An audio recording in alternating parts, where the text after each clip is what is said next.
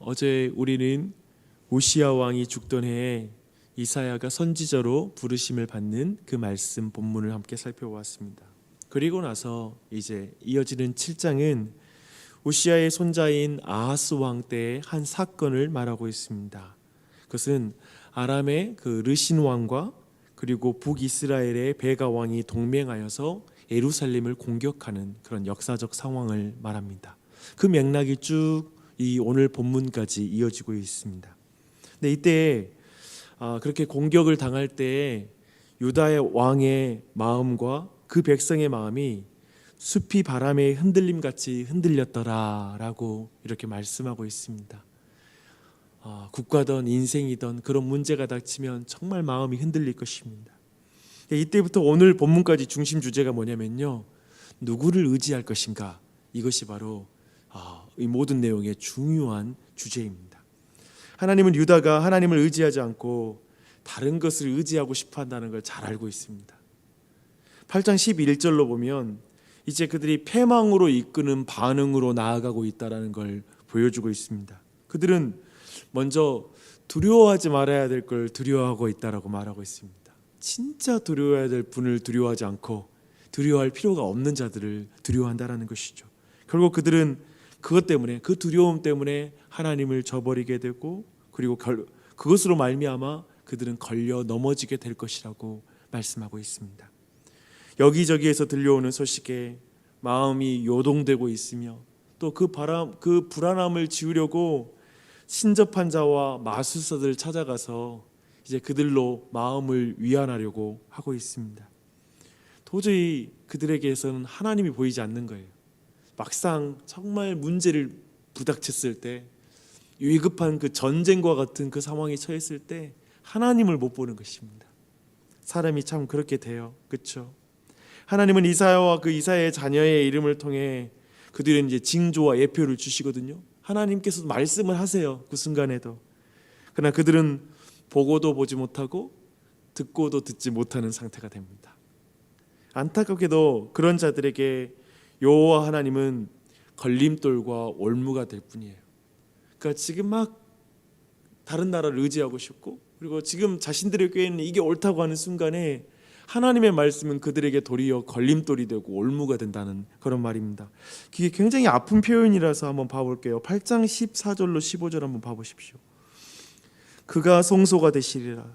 그러나 이스라엘의 두 집에는 걸림돌과 걸려 넘어지는 반석이 되실 것이며, 예루살렘 주민에게는 함정과 올무가 되시리니 많은 사람들이 그로 말미암아 걸려 넘어질 것이며 부러질 것이며 덫에 걸려 잡힐 것이니라. 하나님이 위로와 안식이 되고 평강이 되어야 되는데 하나님을 걸림돌로 느끼고 거침이 돼버리는 그런 상황이 되었다라고 말하고 있습니다. 하나님과 하나님의 증언을 추구하지도 않고 그 말씀을 듣지 않는 자들은 결국 죽은 자들을 찾게 될 것이라고 또 말하고 있습니다. 19절 한번 보십시오.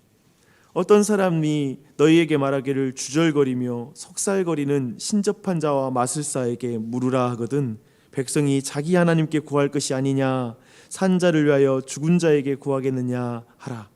그렇죠? 하나님께 구해야 되는데 산자를 위하여 죽은 자에게 가서 그걸 구하고 있다라고 이렇게 안타깝게 말씀하고 계십니다. 그들에게 남은 것은 뭐가 있겠습니까? 흑암밖에 없습니다. 그리고 고통밖에, 환난밖에 없다라는 걸 말씀하고 있습니다. 역사가 이렇게 참 어둡게 이제 진행이 되죠. 그렇죠? 참 어둡게 진행이 되고 있습니다. 그런데 여기서 극적인 변화가 일어납니다. 반대로 그 고통 가운데에서도 하나님을 바라보는 자에게, 그리고 그 어두운 자들에게 하나님께서 빛을 비춰주시겠다, 큰 빛이 되어주시겠다고 9장 1절과 2절에서 이제 말씀하고 있습니다. 하나님께서는 일찍이 예루살렘의 잘못된 결정, 특별히 그 갈릴리 땅과 스불론과 납달리는 이스라엘의 최북단이거든요. 근데 이 땅은 어떤 정치적 중심지는 아니었습니다. 근데 늘 이 땅은 중앙 무대에서, 중앙 정치 무대가 헛된 나라를 의지하고 잘못된 결정을 할 때마다 늘 이방 나라에서 공격을 가장 먼저 당하는 그런 땅이었습니다. 특별히 하나님께서 이제 아수르를 통해서 징계를 시작하신대요. 그때 아수르를 통해서 이스라엘 북쪽 지역, 스불론, 납달리, 갈릴리 바다 주변 지역을 제일 먼저 치게 하셨는데, 이제 하나님은 이제 그 땅이 가장 먼저 하나님의 은혜를 받는 땅이 될 것이다 라고 이렇게 말씀하고 있습니다. 그곳에 한 빛이 올 거라고 말씀하고 있습니다. 이 일은 역사적으로 궁극적으로 이 일은 마태복음 4장에서 그 성취를 이렇게 말하고 있습니다. 들어보십시오.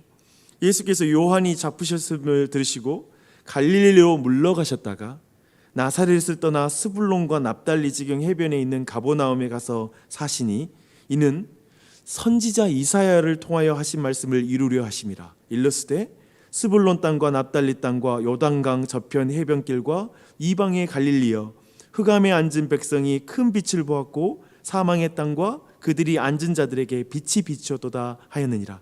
이때부터 예수께서 비로소 전파하여 이르시되 회개하라, 천국이 가까이 왔느니라 하시니라. 할렐루야. 그 은혜가 임하는 것이죠. 이제 7장부터 계속 이어왔던 주제, 누구를 의지할 것인가 라는 말씀을 드렸는데요, 하나님은 주변국이 동맹하여 유다를 공격해오는 그 상황에서 인도함을 받기 위해 우리의 방편, 인간의 방편과 인간의 지혜를 의존하며 더 깊은 어둠 속에 빠지지 말라고 말씀하십니다. 그런 식으로 나아가는 것은 더 깊은 어둠 속에 빠지는 것에 지나지 않는다라는 걸 말씀하시죠. 하지만 결국 아하스는 그 말을 듣지 않습니다. 하나님의 말씀을 듣지 않습니다. 결국 아수르를 의지하고 그로부터 도움을 요청하게 되는 것이죠. 그런 하나님은 그 무력한 어두움 속에서 그렇게 끊임없이 하나님의 말씀을 듣지 않는 자들을 향해서 장차 올 왕을 통하여 그들에게 구원의 빛을 비춰주시겠다라고 약속하고 계십니다. 그래서 3절에서 5절에서 말하는 그것은 주님께서 이 나라를 다시 창성하게 하실 것이며 모든 압제자로부터 구원하심으로 백성들을 즐겁게 하실 것이라고 약속해 주십니다. 이제 전쟁은 완전히 종식될 것이라고 5절에서 말씀하고 있고요, 이제부터 여러분 주목해 보십시오. 어떻게 그 일이 이루어지는지. 왜냐하면 한 악이 곧 정의와 공의로 다스릴 왕이 오실 것이기 때문이라고 말하고 있습니다. 제가 어제 말씀드렸죠. 이사야에서 굉장히 중요한 단어는 정의와 공의입니다.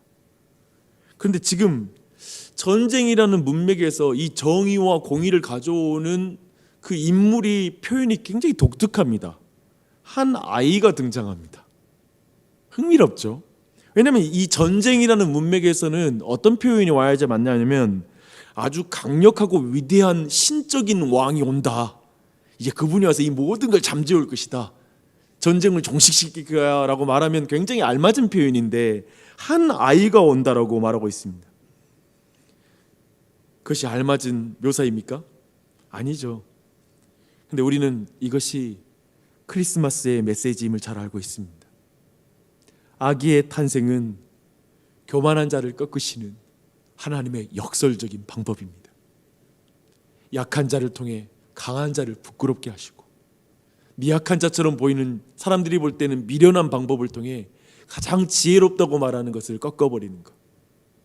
어쩌면 하나님 나라에서 어린아이가 하나님 나라에 온전히 받아들여지고 도리어 스스로를 어른이라 생각하며 독립선언하는 자들이 하나님 앞에 받아들이지 못하는 그 나라의 속성을 그대로 드러내는 그 표현을 씁니다. 한 아이를 통하여 정의와 공의의 나라가 임할 것이다 라고 말씀하는 것입니다. 이 아이의 이름을 특별히 묘사되고 있어요. 그 아이의 이름은 모사의 기묘함입니다. 지금 7장에서 쭉 진행되어 왔던 인간의 지혜와 대조가 되는 것입니다. 그렇죠. 인간의 지혜, 인간의 똑똑함과 대변이 됩니다. 그들은 불안을 지우기 위해서 무당을 찾아갔잖아요. 이런저런 음모를 꾸미고 계산하면서 여러 나라와 동맹을 맺잖아요.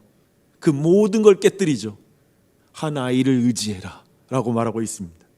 그러나 이 아이 앞에 인간의 모든 모사는 미련한 것으로 밝혀질 것입니다. 그런데 이 아이는 단순히 사람이 아니라 신성을 가진 아이라는 것을 이름을 통해 드러내고 있습니다.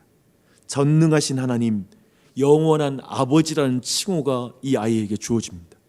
그리고 마지막으로 이 아이의 역할과 목적을 말하는 이름이 주어지고 있습니다. 그것은 뭐냐면 평화의 왕자이다, 샬롬의 왕자이다 라고 이렇게 말씀하고 있습니다.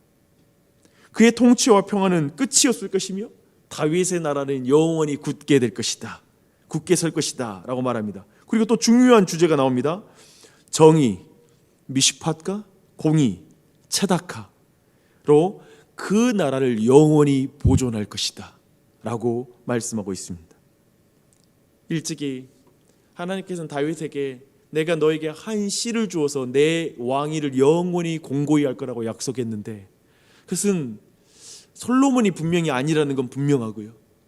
그리고 궁극적으로 예수 그리스도가 바로 그 영원한 왕위를 굳게 할 왕이신 것을 말씀하고 있습니다. 이 모든 것은 어떻게 이루어질까요? 아주 강렬한 표현으로 7절 마지막이 마무리가 됩니다. 만군의 여호와의 열심히 이를 이룰 것이다. 만군의 여호와의 열심히 이것을 이룰 것이다. 여기에서 이 열심이란 다른 성경의 번역에서는, 그리고 표현들에서는 연인의 질투하는 열심, 사랑, 그것으로 표현됩니다. 여러분, 항상 여러분 자신을 향해 이 표현을 잊어서는 안 됩니다. 여호와의 열심이 우리에게 모든 걸 이룹니다. 내 열심으로 하나님의 나라에 하나님의 뜻 가운데 사는 게 아니라 여호와의 열심이 나를 이루어 갑니다. 빚어 갑니다. 우리네 인생에 끊임없이 위기가 찾아오는 것 같습니다. 끊임없이 고통스러운 숙제가 다가오고요. 우리 인생 참 전쟁과 같은 것 같아요. 자식이 많으면 그만큼 바람잘 날이 없다고 말하잖아요. 마치 파도처럼 찾아옵니다. 그럴 때 어떤가요?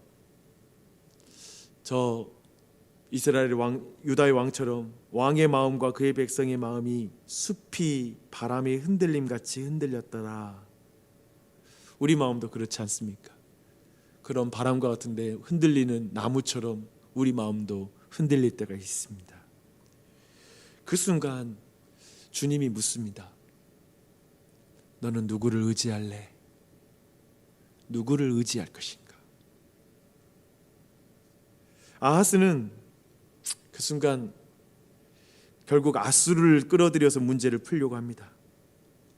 제가 보니까 이 세상의 모든 모사, 이 땅에 있는 모든 똑똑한 사람들, 여러분 주변에 있는 모든 친구들, 그리고 증권가의 애널리스트들, 그리고 주변에 있는 모든 전문가들, 모든 집단들이 말하는 건 뭐냐면 하나님 의지하지 말고 이렇게 풀어가라는 걸 말하고 있습니다. 사실상 물론 이렇게 너무 종교인의 입장에서 말한 것일 수 있겠죠, 신앙인의 입장에서. 근데 잘 생각해 보면 세상에서 말하는 건 사실상 하나님 의지하라고 말하는 사람 아무도 없습니다. 목사나 그렇게 말할 뿐이죠. 그렇죠? 이 세상에 누구에게 상담해봐도 그들이 모두가 말하는 건 굉장히 탁월한 어떠한 통계 자료를 여러분께 들이밀면서 이렇게 하면 너희가 이 문제를 풀 수 있어라는 걸 말할 뿐입니다. 주님을 의지하지 않고 문제를 푸는 방법을 제시하는 것이 똑똑한 사람들, 공부 많이 하는 사람들이 제시하는 것입니다. 그러나 그것은 모사의 기묘함을 가진 어린아이를 이기지 못합니다. 기억하십시오. 자기 판단에 따라 아수를 의지할 것인가, 아니면 하나님의 음성을 듣고 어린아이로 오신 예수 그리스도를 의지할 것인가, 우리에게 묻습니다. 세상의 권력을 두려워할 것인가, 아니면 하나님을 두려워할 것인가 묻습니다. 어쩌면 이것은 우리의 인생에서 때때로 사소해 보이는 그런 질문일 수 있고 결정이고 선택인 것처럼 생각할 수 있겠지만 우리의 영혼을 결정하는 중요한 분기점입니다. 항상 모든 문제 당할 때 먼저 주님 의지하십시오. 어린아이와 같은, 생각해 보면 세상적으로 보면 하나님을 의지하는 건 보이지도 않아요. 이건 밑도 끝도 없고 현실적으로 문제를 풀려면 능력 있는 게 맞죠. 하나님 의지하는 게 되게 공허한 이야기처럼 들릴 수 있습니다. 그러나 그건 결코 그렇지 않습니다. 기묘의 모사함, 진정한 모사의 기묘함은 어린아이신 예수 그리스도에게 있습니다. 약해 보이는 그분에게 있습니다. 그분에게 모든 걸 이기는 능력이 있습니다. 그 예수님을 붙잡으십시오. 그분의 이름을 붙잡고 기도하십시오. 주님께 나아가십시오. 여러분의 삶의 모든 결정과 선택에서 여러분이 무엇을 의지하고 있는지를 드러내십시오. 그게 기도요. 그것이 바로 여러분이 정말 여러분의 믿음의 삶인 것입니다. 하나님인가 아니면 아수르로 상징되는 힘과 명예와 돈과 권력과 성공인가? 하나님께서는 여러분에게 평화를 주실 수 있습니다. 언약의 대표이신 예수 그리스도는 여러분에게 여러분 스스로가 성취할 수 있는 모든 것이 줄 수 있는 것보다 더 큰 평화와 안전을 줄 수 있습니다. 그 예수 그리스도를 의지하십시오. 아수르는 여러분에게 수치만을 줄 뿐입니다. 영생을 줄 수 없습니다. 그러나 우리 구주 예수님은 영생을 주고 참된 안전을 줄 것입니다. 그렇게 기도하시게요. 특별히 여러분께 좀 기도 제목 2가지를 좀 알려드리고 이 아침에 기도해 주시길 부탁드릴게요. 우리 연숙자매님 아버님 이제 항암 치료를 받으시기로 했기 때문에, 그러나 연세 드신 몸으로 또 이래 이젠 암 말기이기 때문에 또 항암 치료를 가는 과정이 쉽지는 않을 것 같습니다. 이를 위해서 특별히 체력을 강하게 해주시고 모든 게 효과가 있도록 여러분 좀 기도해 주시길 부탁드리고요. 그리고 우리 그 정남자매님 남편분 우리 동시경제님 어머님이 지금 호스피스 병동에 들어가 계십니다. 그래서 그 모든 마음을 평강으로 지켜주시고 하나님의 복음의 은혜가 미칠 수 있도록 여러분이 같이 함께 좀 기도해 주는 이 아침이 됐으면 좋겠습니다. 함께 기도하겠습니다.